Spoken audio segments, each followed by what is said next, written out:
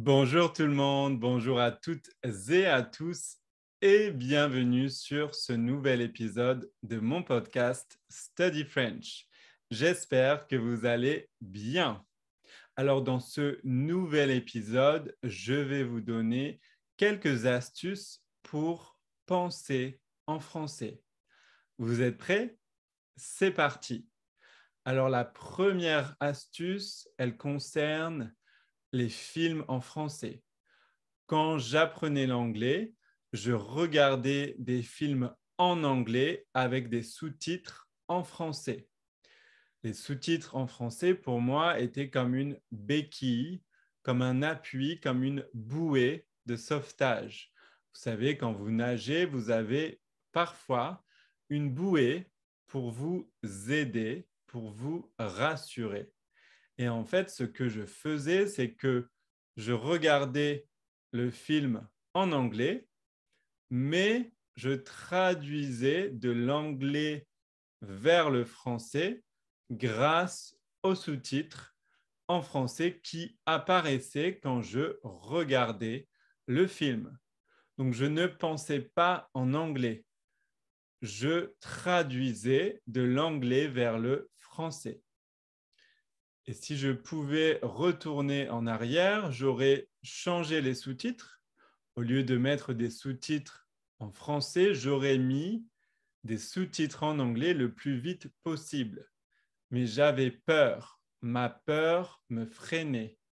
J'avais une appréhension, j'avais un blocage. C'était voilà, comme un blocage psychologique. Mon cerveau avait peur.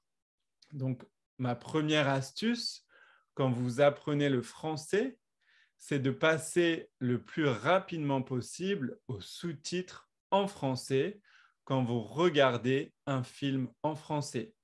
Car si vous regardez le film en français, mais avec des sous-titres en anglais, vous allez traduire du français vers l'anglais, si votre langue maternelle, c'est l'anglais. Ou si, par exemple, vous mettez des sous-titres en espagnol et que votre langue maternelle est l'espagnol, au lieu de penser en français, vous allez traduire du français vers l'espagnol. Donc, n'hésitez pas à mettre des sous-titres en français le plus vite possible pour commencer à penser en français.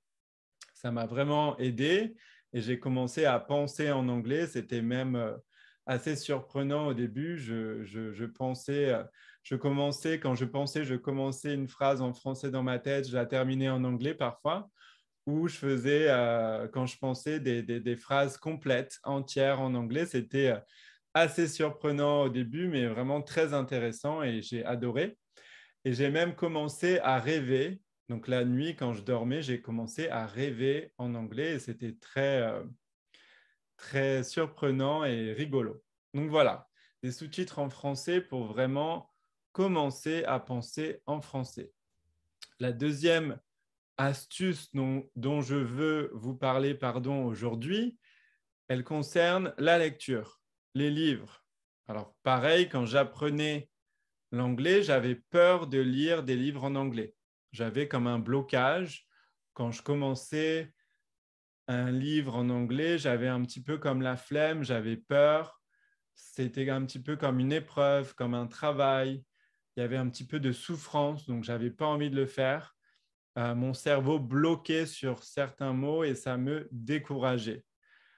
Mais je vous recommande de lire en français le plus vite possible. Alors oui, au début, il y a certains mots que vous ne connaîtrez pas. Même au fil du temps, en fait, il y aura toujours des mots que vous ne connaîtrez pas. Vous ne pouvez pas connaître tous les mots, surtout si vous lisez de la littérature classique, par exemple. Vous ne pouvez pas connaître tous les mots. Mais il faut vraiment, je pense, le faire le plus vite possible pour ne pas avoir peur et pour que votre cerveau s'habitue.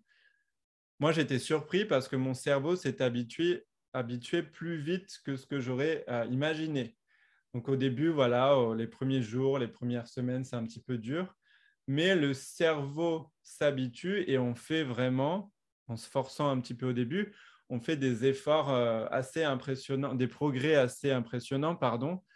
Et voilà, il y a un gros changement et c'est vraiment génial. Donc, je conseille vraiment de faire ça. S'il y a un livre que vous avez déjà lu dans votre langue maternelle que vous aimez bien, vous pouvez le relire en français. Comme ça, vous êtes sûr que vous aimez le sujet du livre, vous aimez le livre, donc vous prenez du plaisir. Mais voilà, découvrez ce livre en français et ça vous aidera beaucoup.